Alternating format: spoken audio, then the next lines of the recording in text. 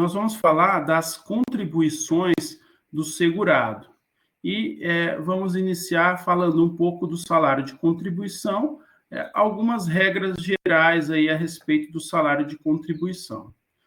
Os segurados, eles são sujeitos passivos da relação jurídica de custeio, da qual eles vão participar em razão do disposto do artigo 195, inciso 2 da Constituição Federal.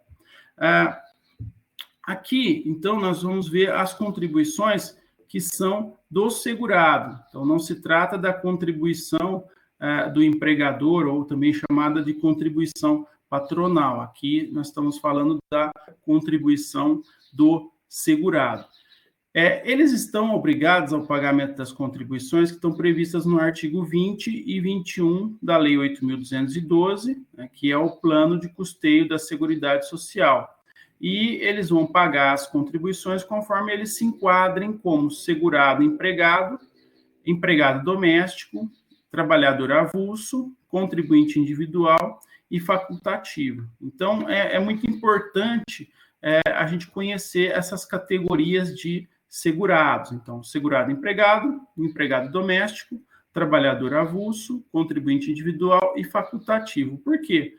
Porque as contribuições elas vão ter uma sistemática diferenciada conforme seja o tipo de segurado. A base de cálculo da contribuição devida pelo segurado é chamada salário de contribuição. E esse salário de contribuição, essa base de cálculo, vai ser utilizado no cálculo do salário de benefício. Então, a lei ela dá definições diferentes ao salário de contribuição, conforme eu mencionei, em razão do tipo de segurado. E aí, a partir do salário de contribuição, nós vamos chegar lá na frente, quando formos estudar benefícios, nós vamos estudar o salário de benefício. Então, a compreensão do salário de contribuição é importante para lá na frente a gente ter a contribuição, a compreensão do salário de benefício. O salário de contribuição, ele tem limites máximo e mínimo. Então, quando a gente pensa em uma contribuição do empregador sobre a folha, não existe um limite máximo. Então, se o empregado recebe 10 mil reais de salário, a contribuição do empregador vai ser sobre 10 mil reais. Né? Agora, se eu estiver pensando no empregado, o que vai acontecer? Existe um limite máximo. Então, 6 mil e alguma coisa no valor atual. Então, existe um limite máximo, acima desse limite, ele não vai pagar a contribuição. Então, o salário de contribuição, como eu mencionei, ele tem limite máximo e limite mínimo. Para os segurados contribuinte individual e facultativo, esse valor, né, ele não pode ser inferior ao valor de um salário mínimo. Então, o mínimo para o contribuinte individual e facultativo é de um salário mínimo. Para os segurados empregado doméstico e trabalhador avulso, não pode ser inferior ao piso salarial legal ou normativo da categoria. Então, existe um piso salarial legal ou normativo dessa categoria e o salário aí de contribuição não vai ser inferior. Entretanto, se não existir esse piso salarial, então o valor não vai poder ser inferior ao salário mínimo. Se a gente for olhar, a Emenda Constitucional 103 de 2019, ela acrescentou o parágrafo 14 ao artigo 195. E isso trouxe uma alteração bastante relevante no que diz respeito aí à contribuição. Esse dispositivo vai dizer o seguinte: o segurado somente terá reconhecida como tempo de contribuição ao regime geral de previdência social a competência cuja contribuição seja igual ou superior à contribuição mínima mensal exigida para a sua categoria, assegurado o agrupamento de contribuições. Então, esse dispositivo ele vai provocar aí uma boa mudança na forma aí de se considerar a contribuição. O salário de contribuição, qualquer que seja o tipo de segurado, ele não pode ser superior, então, ao teto fixado aí em portaria, como eu falei. Então, existe um limite máximo e esse salário de contribuição ele não pode ser superior a esse limite máximo. Esse limite ele vai ser reajustado na mesma época e com os mesmos índices do reajustamento dos benefícios previdenciários. Então, o que acontece é o reajustamento do benefício previdenciário e esse teto máximo ele também é reajustado juntamente com o reajustamento dos benefícios previdenciários. Dentro do salário de contribuição, existe a problemática do 13º salário. Bom, com relação ao 13º salário, ele é considerado salário de contribuição, ou seja, sobre o 13º salário, incide a contribuição do segurado. Ela é recolhida somente por ocasião do pagamento ou crédito da última parcela ou quando rescindido o contrato de trabalho. Só que, apesar do 13º salário ser considerado um salário de contribuição, ele não será computado para o cálculo do salário de benefício. Então, o 13º salário, existe a contribuição em cima do 13º salário, então ele é salário de contribuição, mas ele não é considerado como salário de benefício. Então, existe até a súmula 688 do STF, e essa súmula 688 vai dizer o seguinte: é legítima a incidência da contribuição previdenciária sobre o 13º salário, ou seja, essa contribuição aí chancela o que eu falei para vocês, que o 13º salário, sobre o 13º salário, vai incidir a contribuição. Outro ponto interessante é o salário maternidade. O salário maternidade, ele é considerado salário de contribuição. A previsão, então, ela está no artigo 28, parágrafo 9, A da Lei 8.212. Então, 28, parágrafo 9A da Lei 8.212. Há ainda verbas que não vão integrar o salário de contribuição, ou seja, sobre as quais não há incidência da contribuição previdenciária. Essas verbas estão relacionadas no 28, parágrafo 9, nono, da Lei 8.212. Esse rol, ele também está mais detalhado no regulamento da Previdência. Então, se olharem o artigo 214, parágrafo 9º do regulamento, tem mais detalhamento desse rol. E vale aí destacar algumas hipóteses. Então, não vão integrar o salário de contribuição benefícios previdenciários, exceto, como eu acabei de mencionar, o salário de maternidade.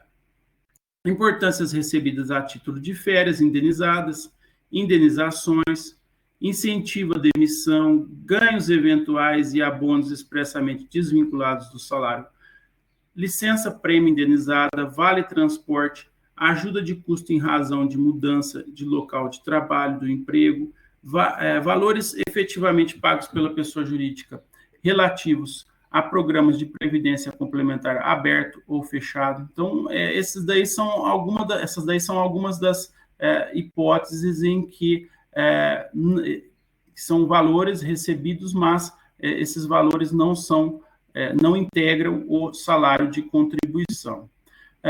Existe ainda a súmula 310 do STJ, e essa súmula 310 do STJ vai dizer que o auxílio creche não integra o salário de contribuição. Então, é um outro ponto, auxílio creche não vai integrar o salário de contribuição. Agora, para contribuição do segurado empregado e do segurado trabalhador avulso. Contribuição do segurado empregado e do segurado trabalhador avulso. O fato gerador dessa contribuição, ele está previsto no artigo 20 da Lei 8.212.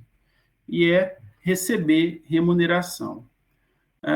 Como já vimos em outra aula, o sujeito ativo das contribuições é a União, e aqui, então, não muda, o sujeito ativo é a União. Sujeito passivo. Sujeito passivo é um empregado e o segurado trabalhador avulso. Então, são esses que podem ser sujeitos passivos. A obrigação de arrecadar essa contribuição é do empregador, que vai previamente descontar o valor da contribuição da remuneração do segurado que está trabalhando a seu serviço. Então, a contribuição ela é devida pelo segurado empregado e pelo segurado trabalhador avulso, mas quem é obrigado a descontar esse valor é o empregador. Então, ele vai lá no contra-cheque e vai realizar o desconto dessa contribuição e vai ser o próprio empregador que vai repassar essa contribuição para a Seguridade Social. A base de cálculo da contribuição, ou se, como já mencionei, se preferirem, o salário de contribuição, então, base de cálculo, salário de contribuição, é a remuneração oferida em uma ou mais empresas, entendida como a totalidade dos rendimentos pagos, devidos ou creditados durante o mês, destinados a retribuir o trabalho, qualquer que seja a sua forma. E aí se incluem as gorjetas, os ganhos habituais sob a forma de utilidades e os adiantamentos decorrentes de reajuste salarial. Aqui, mais uma vez, vale ser observado que devem ser observados, né, devem ser seguidos os limites mínimo e máximo do salário de contribuição. Alíquota, nós temos aí a tabela do artigo 20 da Lei 8.212, que ela é aplicada de forma não cumulativa. E vale observar que, atualmente, as alíquotas, elas variam, elas são de 7,5%, 9%, 12% e 14%. Essa variação se dá conforme o valor do salário de contribuição. Então, conforme o valor do salário de contribuição, a alíquota vai aumentando. A gente tem aí uma alíquota progressiva de 7,5%, 9%, 12% e 14%. Logicamente, né, sempre, quando a gente está falando em tributo, logo surge um questionamento judicial. Então, aqui há um questionamento judicial em relação à constitucionalidade das alíquotas progressivas. Então, aqui, quando eu falei da alíquota ser de 7,5%, depois passa para 9%, 12% e 14%, conforme o salário de contribuição, isso significa que a gente está falando de alíquotas progressivas. Então, a partir da Emenda Constitucional 103 de 2019, ou seja, a reforma da Previdência mais recente, a progressividade dessas alíquotas ela passou a constar expressamente do texto constitucional. Então, por isso, há discussão a respeito da constitucionalidade dessas alíquotas. Isso daí está em uma repercussão geral que ainda não foi decidida. Vencimento. Essa contribuição, como a grande parte das contribuições para a Seguridade Social, ela vence no dia 20 do mês seguinte ao da competência. Isso está previsto no artigo 30, inciso 1b da Lei 8.212. Então, vimos a primeira contribuição, que é a contribuição do segurado empregado e do segurado trabalhador avulso. Passamos para a contribuição do segurado empregado doméstico. Aqui, vale novamente mencionar que existe a contribuição do segurado empregado doméstico e do segurado empregador doméstico. Aqui nós estamos vendo agora a contribuição do segurado empregado doméstico. O fato gerador é receber remuneração em conformidade aí com o que dispõe o artigo 20 da Lei 8.212 de 91. Sujeito ativo, a constante de sempre, que é a União. Sujeito passivo, é o segurado empregado doméstico. Então, quem paga essa contribuição é o segurado empregado doméstico. A obrigação do recolhimento não é do segurado empregado doméstico. A obrigação do recolhimento é do empregador doméstico, que desconta o respectivo valor por ocasião do pagamento da remuneração ao empregado doméstico. Então, ambas as contribuições, como eu já mencionei aí, a contribuição do empregador doméstico e a contribuição do segurado empregado doméstico, então, ambas as contribuições devem ser recolhidas pelo empregador. Então, se o empregador não recolher a contribuição, é responsabilidade dele. Não adianta, por exemplo, o empregador dar o dinheiro para a empregada doméstica e falar, olha, recolha a sua contribuição. Se ela não recolher a contribuição, o que vai acontecer? A responsabilidade é dele, empregador doméstico. Então, se tiver um procedimento de fiscalização, ele que vai ter que fazer o recolhimento dessa contribuição que não foi feita. Ainda que ele fale, olha, eu dei o dinheiro para a empregada doméstica, a responsabilidade não é dela. A responsabilidade por recolher tanto a contribuição do empregado doméstico como do empregador doméstico é do empregador doméstico. Então, o empregador doméstico que é o responsável. Salário de contribuição ou base de cálculo é a remuneração registrada na carteira de trabalho. Então, observados aí novamente os limites mínimo e máximo do salário de contribuição. As alíquotas, também conforme o disposto no artigo 20 da Lei 8.212, de forma não cumulativa, e aplica-se, então, o que foi alterado pela Emenda Constitucional 103 de 2019, a reforma da Previdência. As alíquotas atualmente são de 7,5%, 9%, 12% e 14%, conforme o valor do salário de contribuição. Vencimento dessa contribuição.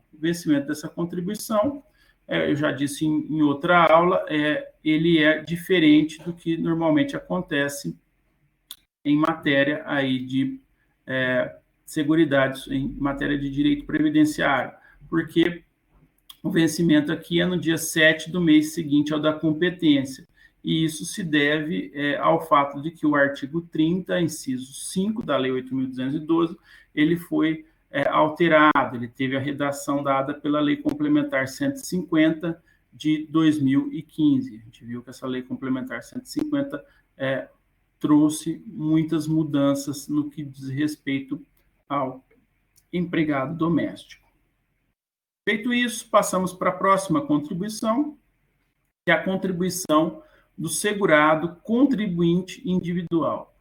Contribuição do segurado contribuinte individual.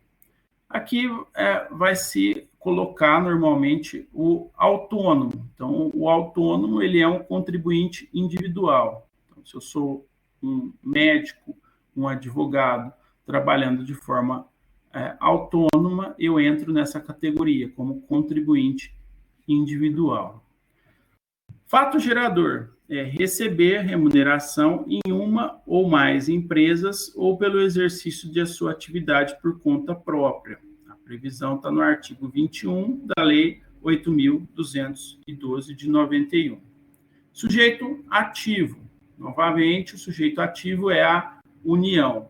Sujeito passivo. Sujeito passivo é o contribuinte individual, e esse contribuinte individual ele deve realizar o recolhimento por iniciativa própria. Então, se eu sou um médico, um advogado, e eu trabalho por conta própria, eu devo realizar o meu recolhimento por iniciativa própria. Se o contribuinte individual ele presta serviço para uma empresa, aí a situação ela é alterada. Se ele presta serviço para a empresa, cabe à empresa arrecadar a contribuição do segurado contribuinte individual pelo serviço prestado. Então, vai descontar da respectiva remuneração e vai recolher o valor arrecadado, né, juntamente com a contribuição que fica a cargo dessa empresa no dia 20 do mês seguinte ao da competência, ou então, caso caia num dia que não seja útil, no dia útil imediatamente anterior, que é aquela situação em que não há expediente bancário no dia em que a contribuição se vence. Então, é interessante observar isso, nesse ponto aqui. O contribuinte individual ele pode prestar serviço para uma empresa. Se ele presta serviço para uma empresa, a empresa vai fazer o desconto do valor que paga para ele, e essa empresa que vai ser responsável pelo recolhimento. Mas é ele que paga, mas o recolhimento fica por responsabilidade da empresa.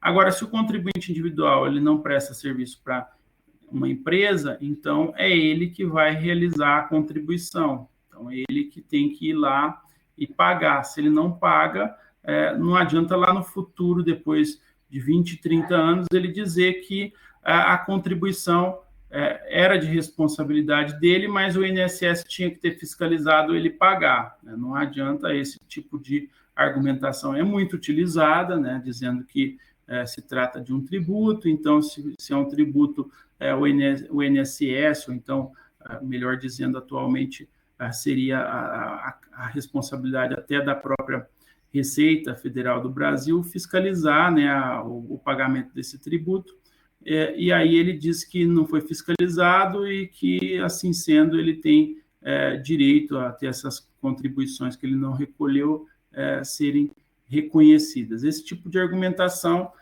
não cola, porque a responsabilidade de recolher a contribuição é dele. Se ele não recolhe a contribuição, ele fica sem contribuição naquele mês e é como se ele não tivesse trabalhado. Então, o resultado aí é bastante problemático para a pessoa que não faz o recolhimento. Agora, como eu falei, pode ser que essa contribuição seja recolhida por uma empresa. Então, se ela é recolhida por uma empresa, a responsabilidade passa a ser da empresa. Salário de contribuição ou base de cálculo vai ser a remuneração oferida no mês, no período de um mês. Observados os limites, novamente aqui, mínimo e máximo do salário de contribuição. Aliás, aqui é importante observar o seguinte, se a pessoa presta serviços para várias empresas, pode ser que, se somando esses serviços, se ultrapassa esse valor. Então, muitas vezes, a pessoa que está trabalhando para várias empresas, ela presta informação do que já foi pago para que não haja um recolhimento da contribuição acima do máximo do salário de contribuição. Alíquota. Aqui a alíquota é de 20% e o vencimento ele vai se dar no dia 15 do mês seguinte ao da competência. Então, essas daqui são algumas regras gerais a respeito da contribuição do segurado contribuinte individual. Mas existe ainda a situação das pessoas de baixa renda. Então, o que aconteceu? Se percebeu que dentro aí da categoria de contribuinte individual existe pessoas de baixa renda, né? Existem pessoas de baixa renda, e essas pessoas de baixa renda, muitas vezes, elas não têm como recolher essa contribuição como contribuinte individual, e ainda mais considerando a alíquota, que é de 20%. Aí, o que aconteceu? A legislação procurou, né, fazer a inclusão dessas pessoas. Então, a gente tem os parágrafos 2º e 3º do artigo 21 da Lei 8.212, que foram alterados pela Lei Complementar 123, de 2006, e pela Lei 12.470, de 2011. E essa alteração toda teve o objetivo de promover a inclusão previdenciária de pessoas de baixa renda. Então, aí a gente tem uma questão bastante importante, que é a inclusão previdenciária de pessoas de baixa renda, e essas pessoas, em razão aí da sua condição social, da atividade que exercem, elas acabam não fazendo os recolhimentos das contribuições e ficam sem a proteção previdenciária, o que gera certamente um problema social muito grande. Então, essa contribuição aí das pessoas de baixa renda, vai ser uma contribuição que é voltada para o contribuinte individual ou então para o microempreendedor individual. Então, trata-se de contribuição do contribuinte individual e do microempreendedor individual, e ela vai ser feita na forma do artigo 18A da Lei Complementar 123 de 2006. Então, o artigo 21, ele vai permitir que os segurados recolham as contribuições com alíquotas reduzidas. Então, o que acontece aí, no caso dessas pessoas de baixa renda, é que elas vão realizar a contribuição. Então, se eu estiver pensando no contribuinte individual ou então no microempreendedor individual, eles vão realizar a contribuição, mas a contribuição deles vai ser realizada com base em uma alíquota reduzida. Então, desde que essa alíquota reduzida ela vai existir, desde que eles optem pela exclusão do direito à aposentadoria por tempo de contribuição. Só que aqui a gente tem um ponto que foi alterado pela Emenda Constitucional 103 de 2019. Então, como regra, o que acontecia? O contribuinte individual ou microempreendedor, ele iria fazer a opção, falar, olha, eu aceito fazer o recolhimento por essas alíquotas reduzidas e eu aceito a exclusão do meu direito à aposentadoria por tempo de contribuição. Por quê? Antes da Emenda Constitucional 103, existia a possibilidade de aposentadoria por tempo de contribuição e aposentadoria por idade. Agora não. Agora deixou de existir essa aposentadoria por tempo de contribuição.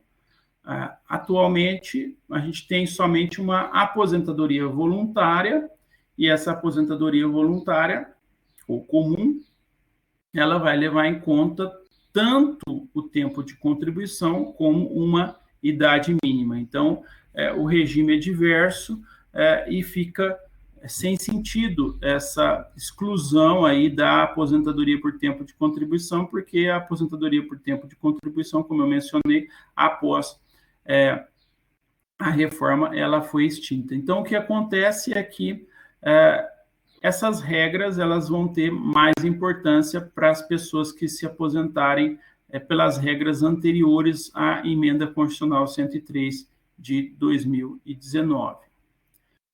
Vamos passar a falar, então, sobre o contribuinte individual. Então, a gente está falando aqui, pessoas de baixa renda e o contribuinte individual.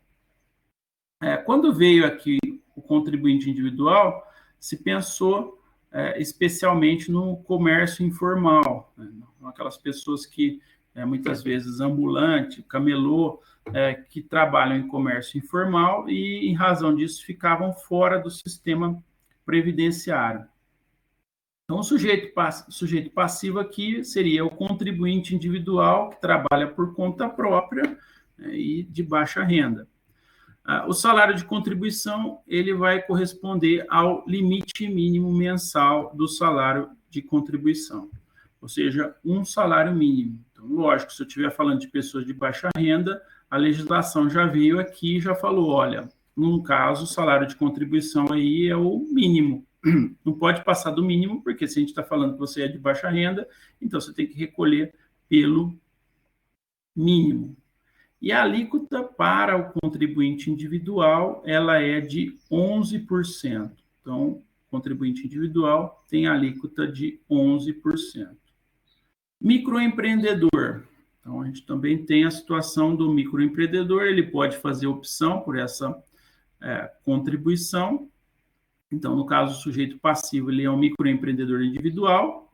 Salário de contribuição, o valor correspondente ao limite mínimo mensal do salário de contribuição, ou seja, salário mínimo, e a alíquota, aqui a alíquota ainda é mais baixa, a alíquota é de 5%.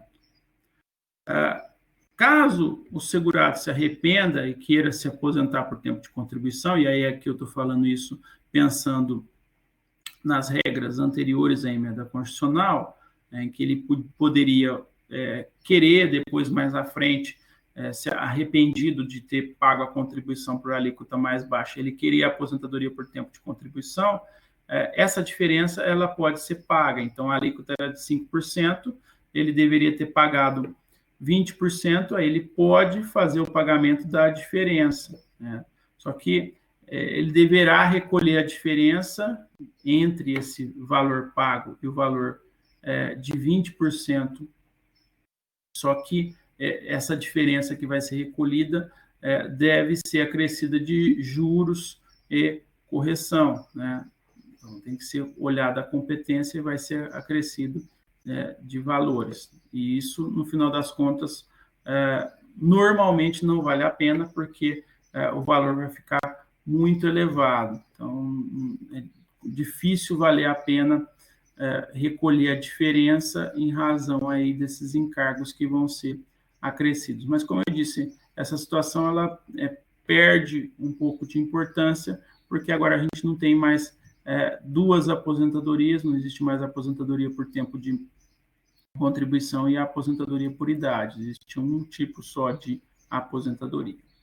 Por fim, a gente tem a contribuição do facultativo. Então, contribuição do facultativo, segurado facultativo. O segurado facultativo, o nome já diz, né? Ele não é um segurado obrigatório.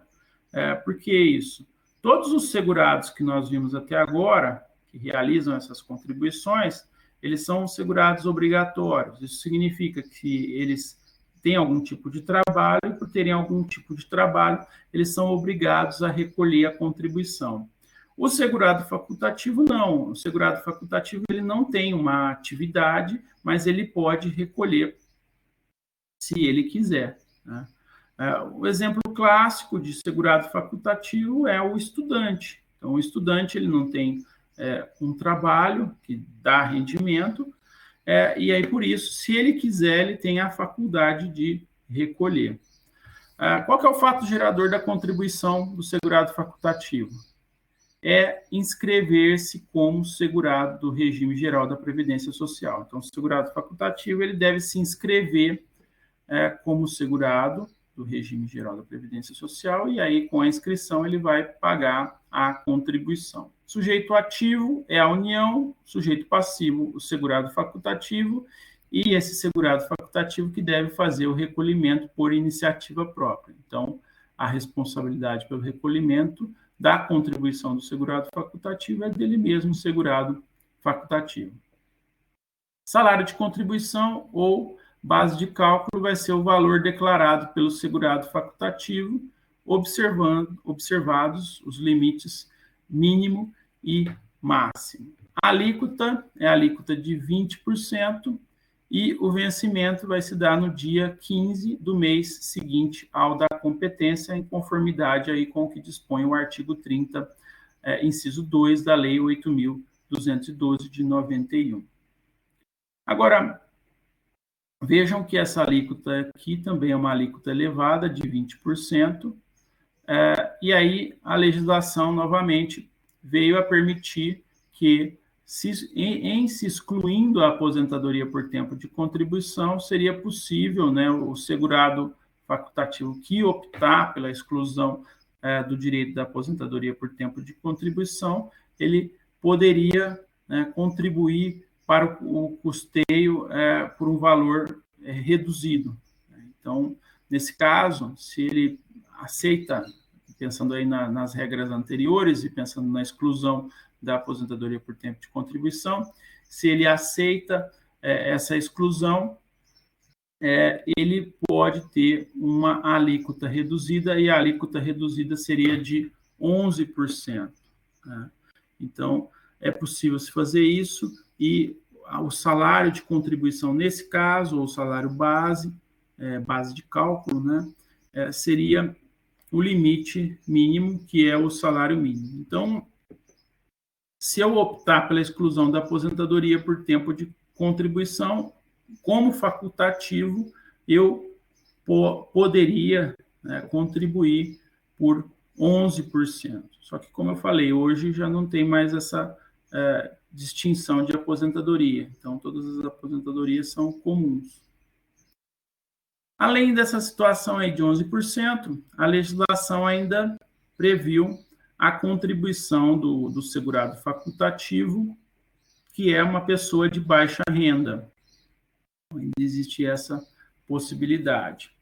Vejam que, nesse caso aqui em específico, a Emenda Constitucional 103, de 2019, ela alterou o parágrafo 12 do artigo 201 da Constituição Federal, aqui no caso prevendo a inclusão previdenciária com alíquotas diferenciadas para atender trabalhadores de baixa renda, e enquanto não foi editada a lei que regulamenta o dispositivo constitucional, vai se aplicar aquela lei que eu mencionei anteriormente, que é a 12.470 de 2011. O que acontece? Como eu tenho falado aqui, normalmente fala-se que se exclui a aposentadoria por tempo de contribuição, quando esse segurado vai optar por recolher por um valor, por uma alíquota mais baixa, né? E essa exclusão não está mais de acordo com a legislação atual. Então, a gente precisa de uma legislação para regulamentar melhor essa situação de inclusão previdenciária, mas enquanto não tiver uma legislação que venha regulamentar melhor, a gente vai usando todas essas hipóteses aí previstas pela Lei 12.470, e aqui, no caso do segurado facultativo, a gente tem mais uma, que é o segurado facultativo pessoa de baixa renda.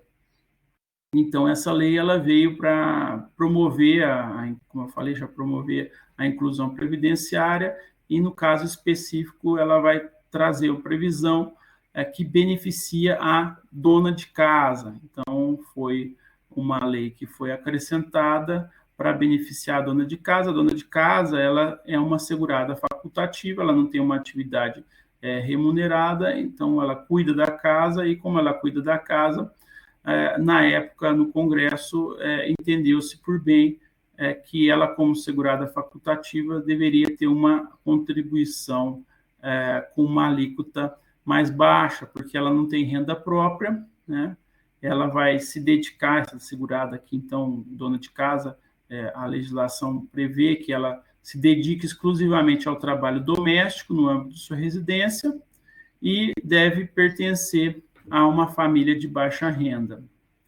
E em relação a pertencer a uma família de baixa renda, aqui a legislação ela vai exigir que a pessoa esteja inscrita no Cadastro Único para Programas Sociais do Governo Federal, que é chamado de CadÚnico.